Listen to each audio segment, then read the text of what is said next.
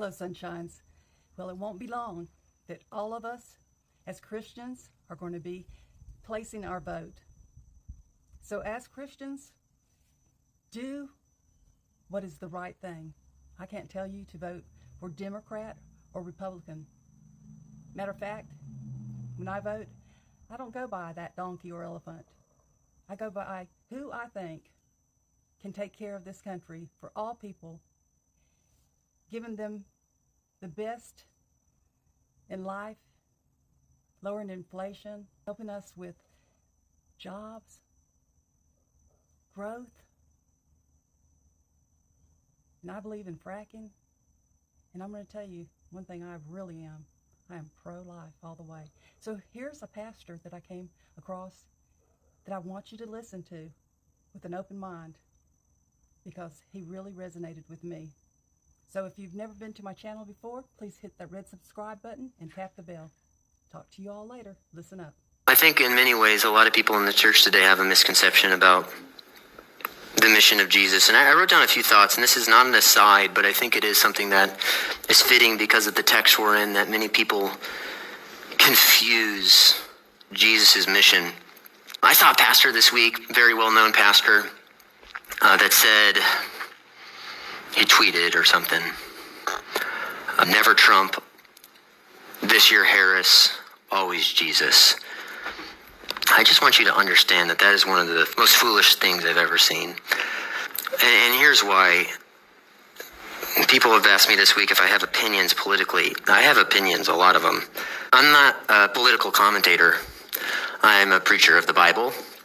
But certain things politically are more theological than they used to be. So let me just give you some things about where I stand, because people have texted me a few things, and I'll just, this stuff is not hard for me to say. Number one, the Democratic Party is a demonic death cult under the power and influence of Satan. Hold on. I'll explain why I say hold on. To vote for the Democrats is to vote for a platform that is building their platform upon everything God hates. The mutilation of bodies, the annihilation of babies in the womb, and the sexualization of your children. That is their calling card. That is what they want to do. They don't hide that. They have abortion facilities outside of the Democratic Convention. This is who they are. It's the most radical party in our country's history. So I don't see how you could be a Christian and vote for a party who promotes everything that God hates.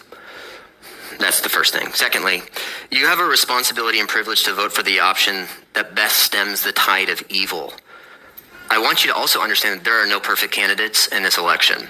They're both broken people, but one of them presents a far better option at the preservation of life and the upholding of the family than the other. A failure to vote is a failure to express our gratitude to the men and women that have died for our country and given us the freedom that we have today.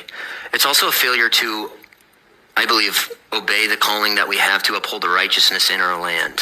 You don't have to like the personality, you just vote for the best option between the policies, and one of them is far less worse than the other. I think that's obvious. And a vote, just in general, it comes from the Latin word votum, which means to make a choice.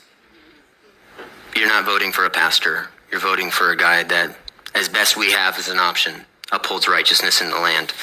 Number three, and this is why I said hold on, because there are certain people that are going to amen the political thing, but I also want the amens just to be as loud as when I say this. Our hope is not in a political party. Who is in the White House is far less important than who is on the throne in heaven. And I want you to also understand, because I've watched some videos this week that contradict this idea, the advancement of the gospel isn't reliant a single ounce upon who is president. I want you to understand that where Christianity spreads the fastest and the farthest are in the nations that are persecuted the most. Not where there's the most religious freedom. The reason our world is crumbling, the reason we're under the judgment of God, is because we've turned our back on God. And if you want to see political reform, you need to see a spiritual revival. It's not the other way around. You don't pursue political reform so that there can be a spiritual revival. So when people say things like, we need to get this guy in office and then there will be a spiritual revival in our land. No, there won't be. No, there won't be. That's not the way it works, and that's never been the way it works. Number four, We should speak out against the evil of our day, but you should never turn the mission field into your enemy.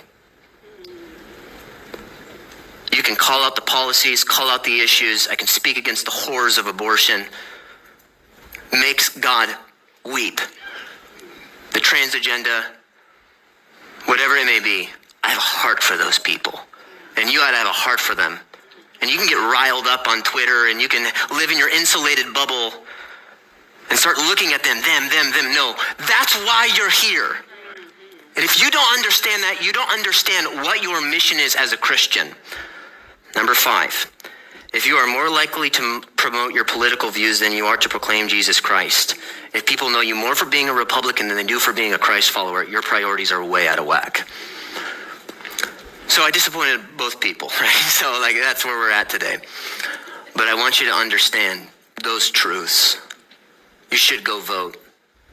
And it's not a difficult decision for me. But I also want to, I also want you to know that our hope is not in who's in office. There's ditches on both sides. You have the people that say Jesus 2024. I don't know what that means. Because he's been Jesus and he's been king for the last 10,000 years, and he'll be Jesus for the next 10 billion years.